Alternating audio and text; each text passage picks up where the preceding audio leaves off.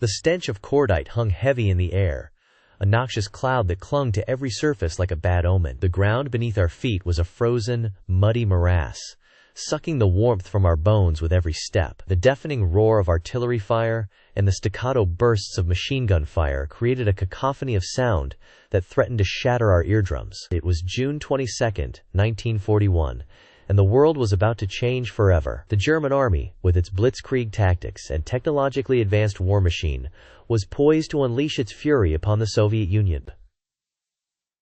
Operation Barbarossa, the largest military invasion in history, had begun. As we huddled in our makeshift trenches, the biting wind whipped across the landscape, cutting through our thin uniforms like a knife. The cold was biting, the kind that seeped into your bones and refused to let go. Our breath came in ragged gasps, visible in the chill air as we peered out into the chaos. The Soviet lines were already beginning to buckle under the onslaught, their defenses stretched to the breaking point. But amidst the chaos and confusion, a different story was unfolding, one of deception and misdirection. Operation Bodyguard, the Allied deception plan, was about to be put to the test.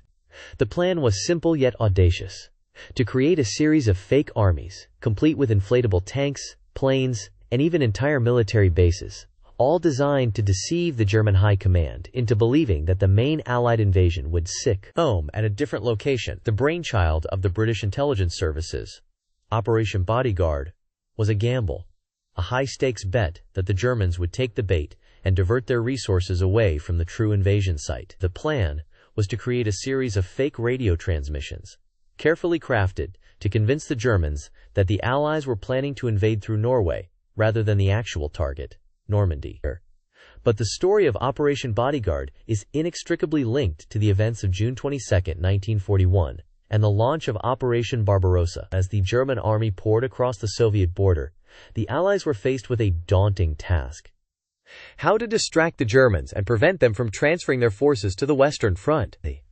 The answer lay in the use of advanced technology and clever deception. The British had developed a series of innovative gadgets, including a device that could transmit fake radio signals, making it seem as though entire armies were on the move.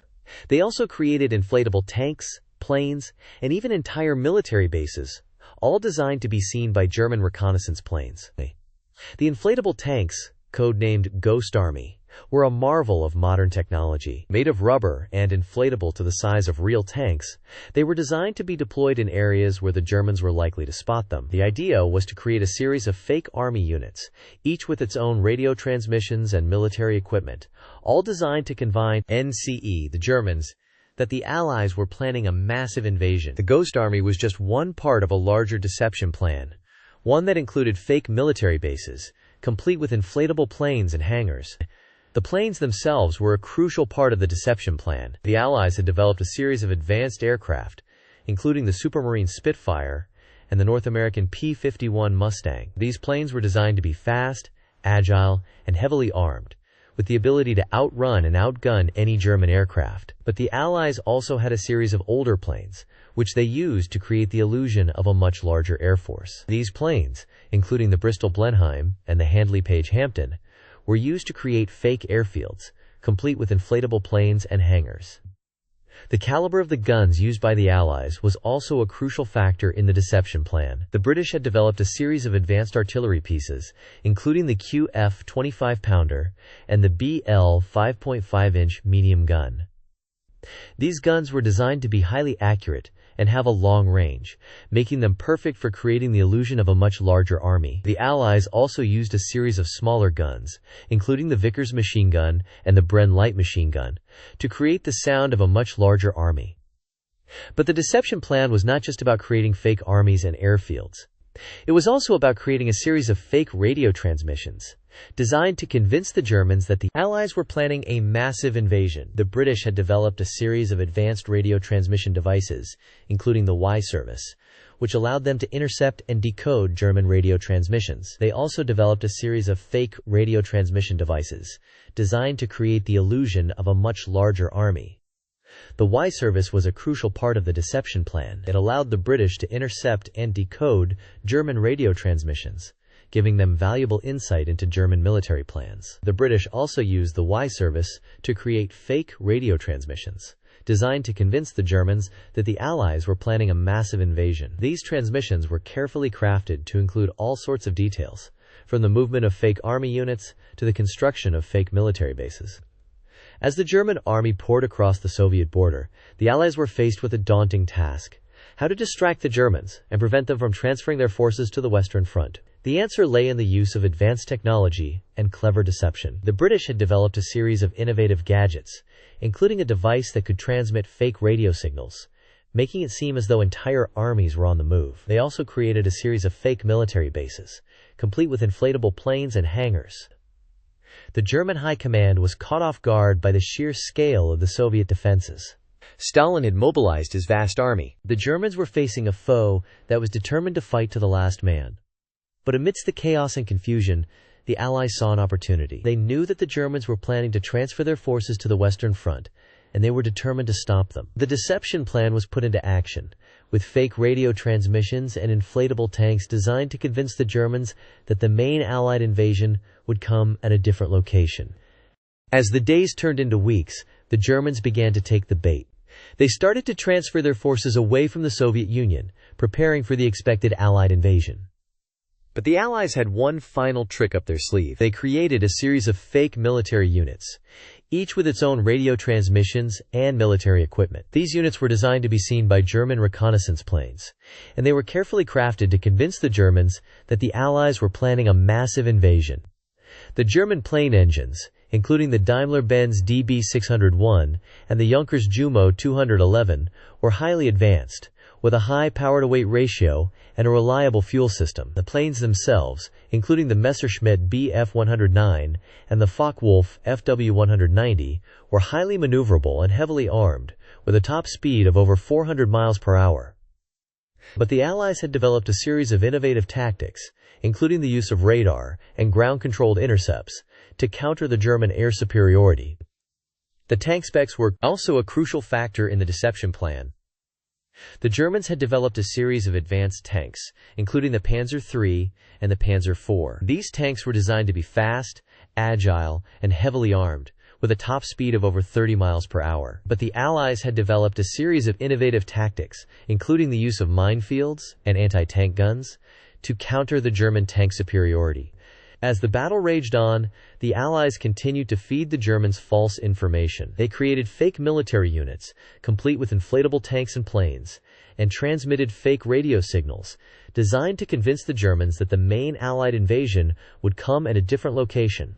The Germans, convinced that the Allies were planning a massive invasion, continued to transfer their forces away from the Soviet Union. But the Allies had one final trick up their sleeve. They were planning to launch a surprise attack, one that would catch the Germans off guard and change the course of the war forever. The surprise attack, codenamed Operation Overlord, was a massive invasion of Nazi-occupied France. The Allies had been planning the invasion for months, using their advanced technology and clever deception to convince the Germans that the main invasion would come at a different location. The invasion was a huge success, with the Allies establishing a solid foothold on the continent. The Germans, caught off guard, were unable to respond effectively, and the Allies were able to begin their push into the heart of Europe. As the Allies continued their push into Europe, the Germans were faced with a daunting task: how to stop the Allied advance. The Germans had developed a series of advanced tanks, including the Tiger I and the Panther, but the Allies had developed a series of innovative tactics, including the use of minefields and anti-tank guns, to counter the German tank superiority. The Allies also had the advantage of air superiority, with their advanced planes, including the Supermarine Spitfire and the North American P-51 Mustang, able to outrun and outgun any German aircraft. The battle was far from over, but the Allies had gained a crucial advantage. They had convinced the Germans that the main invasion would come at a different location, and they had been able to establish a solid foothold on the continent. The Germans, caught off guard, were unable to respond effectively, and the Allies were able to begin their push into the heart of Europe. The war was far from over, but the Allies had taken a crucial step towards victory. The deception plan had worked, and the Allies had been able to gain a crucial advantage. The war would never be the same again, and the course of history had been changed forever. As the dawn broke on that fateful day, the stage was set for one of the most pivotal battles in the history of World War II. The Allied forces, comprising of American, British, and Canadian troops, had been meticulously planning the Inflatable strategy to take down the German army, which had been fortified in the region. The battle commenced at 6 a.m., with the Allies launching a massive artillery barrage on the German positions. The morning phase of the battle saw the Allies employing a classic tactic of flanking maneuvers, aiming to outmaneuver the German defenses and catch them off guard. The American forces, led by General Omar Bradley, initiated the assault on the German left flank, while the British forces, under the command of General Bernard Montgomery, launched a simultaneous attack on the German right flank. The Canadians, meanwhile, provided supporting fire from the center, attempting to pin down the German troops and prevent them from reinforcing their flanks. This clever tactic allowed the Allies to exploit the weaknesses in the German defenses, which had been compromised due to supply line issues. The Germans, struggling to maintain a steady flow of ammunition, fuel, and food, were finding it increasingly difficult to respond effectively to the Allied onslaught. As the morning wore on, the Allies began to gain ground, albeit slowly. The German troops, however, refused to yield, and the battle quickly descended into a fierce and intense melee. The Allies' superiority in numbers and firepower began to tell, but the Germans' expertise in defensive warfare allowed them to hold their ground. The Tiger II tanks, with their formidable 88mm guns, proved to be a significant challenge for the Allied armor, which was largely comprised of Sherman tanks. The Sherman, although reliable and maneuverable, was vastly outgunned by the Tiger II, and the Allies suffered heavy losses in the initial stages of the battle. Despite these setbacks, the Allies persevered, and their relentless pressure eventually began to pay off. The Germans, struggling to maintain their defensive lines, started to experience communication failures, which further exacerbated their supply line issues. The Allies, on the other hand, had invested heavily in developing a robust communication network, which enabled them to coordinate their attacks with precision and respond quickly to changing circumstances on the battlefield. This strategic advantage allowed the Allies to adapt their tactics mid-battle, adjusting their flanking maneuvers to exploit the weaknesses in the German defenses. As the afternoon phase of the battle commenced, the Allies launched a series of coordinated attacks, aiming to break through the German lines and shatter their defenses. The Americans, supported by waves of P-47 Thunderbolt aircraft, which provided close air support, launched a massive assault on the German left flank. The British, meanwhile, employed their Lancaster bombers to deliver a crushing blow to the German right flank, softening up the defenses and creating an opportunity for the ground troops to advance. The Canadians, seizing the initiative, pushed forward with a bold assault, aiming to capture a strategic hill that dominated the surrounding landscape. The Germans, however, refused to yield, and the battle raged on with unrelenting ferocity. The Tiger II tanks, although outnumbered, continued to wreak havoc on the Allied armor, and the German infantry, well entrenched and well trained, fought with desperate courage. The Allies, undaunted by the setbacks, continued to push forward, driven by their determination to secure a decisive victory. As the afternoon wore on, the battle became increasingly intense, with both sides suffering heavy losses. The Allies' superior firepower and numbers, however, gradually began to tell, and the Germans started to falter. As the sun began to set, casting a golden glow over the battle-scarred landscape, the Allies launched a final, decisive assault. The Americans, supported by a massive artillery barrage, pushed forward with a bold attack, aiming to capture a strategic crossroads that would give them a vital advantage in the battle. The British, meanwhile, launched a series of swift and decisive thrusts, aiming to outflank the German defenses and encircle their positions. The Canadians, seizing the initiative, pushed forward with a daring assault, aiming to capture a key village that would give them a commanding view of the surrounding countryside. As night began to fall, the battle reached its climax.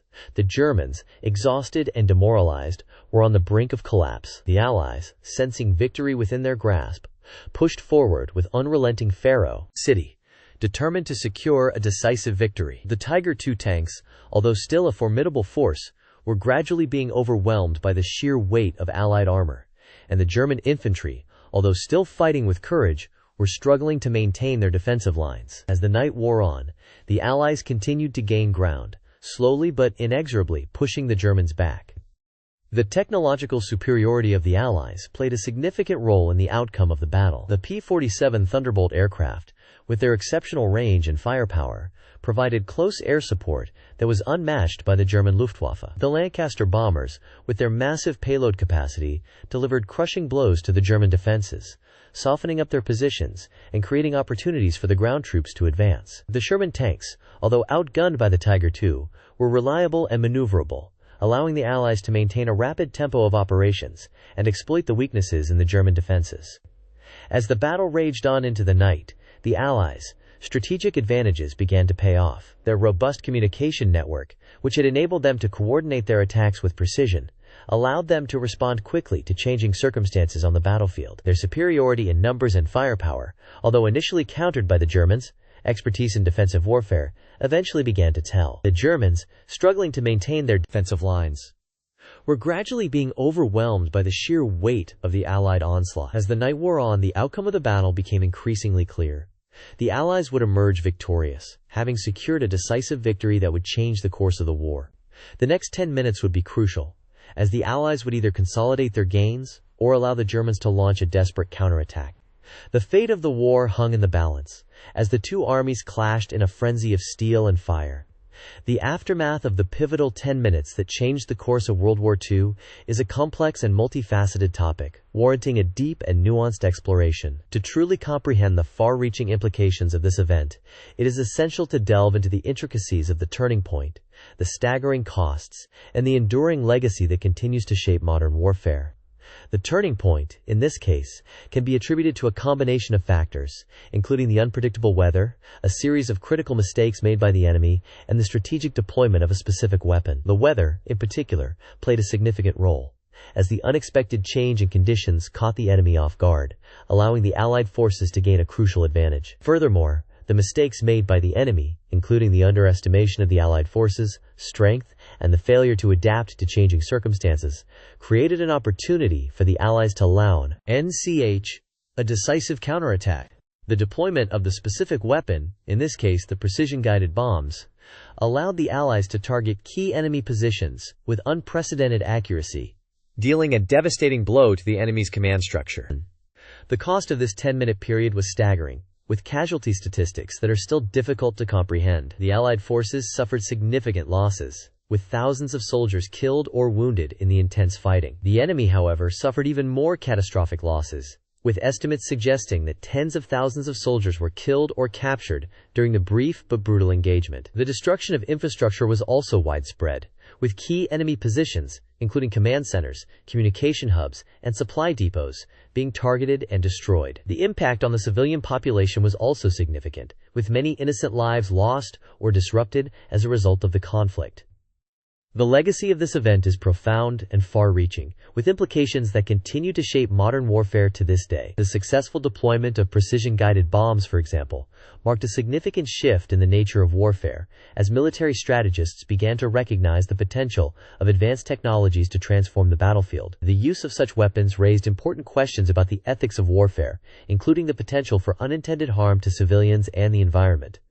The event also highlighted the importance of adaptability and flexibility in military planning, as the ability to respond quickly to changing circumstances proved to be a decisive factor in the outcome of the conflict. In the years and decades that followed, the lessons learned from this event have been studied and incorporated into military doctrine, with a focus on developing new technologies and strategies that can be used to gain a strategic advantage on the battlefield. The development of advanced sensors, communication systems, and precision-guided munitions has allowed military forces to target enemy positions with greater accuracy and effectiveness, reducing the risk of collateral damage and minimizing the impact on civilian populations. The use of drones, cyber warfare, and other emerging technologies has also become more prevalent, as military strategists seek to exploit new vulnerabilities and gain a strategic advantage in an increasingly complex and dynamic environment. Despite these advances, however, the fundamental nature of warfare remains unchanged. The clash of armies, the scent of smoke and sweat, the cries of the wounded and the dying. These are the timeless and unchanging realities of war, a stark reminder of the devastating consequences of conflict and the importance of striving for peace. As we reflect on the aftermath of this pivotal event, we are reminded of the enduring power of war to shape and transform human society, and the need for continued vigilance and diplomacy in the pursuit of a more just and peaceful world. The memories of that fateful day continue to haunt us, a reminder of the devastating consequences of war and the importance of working towards a more peaceful and stable world. As we look to the future, we are reminded of the need for continued innovation and adaptation, as military strategists and policymakers seek to address the emerging challenges and complexities of the 21st century. The development of new technologies, the evolution of new strategies and doctrines, and the pursuit of greater international cooperation and understanding These are the key imperatives of our time, as we strive to create a more just and peaceful world, where the horrors of war are a distant memory, and the possibilities of peace and prosperity are within reach of all. And so, as we stand at the threshold of a new era, we are reminded of the profound and enduring impact of those 10 minutes that changed the course of World War II. The legacy of that event continues to shape our world, a reminder of the power of war to transform and destroy, and the importance of striving for peace, justice, and reconciliation in all that we do. As the years go by, and the memories of that day begin to fade, we are left with a haunting and powerful truth: that the true horror of war is not the death and destruction it brings, but the silence that follows. A silence that echoes through the ages, a reminder of the devastating consequences of our actions, and the importance of working towards a more just and peaceful world, where the sounds of war are replaced by the whispers of peace, and the possibilities of a brighter future are within reach of all. The silence is deafening, a chilling reminder of the devastating power of war, and the importance of never forgetting the lessons of the past, lest we be doomed to repeat them, and the world be forever lost in the darkness of conflict and despair.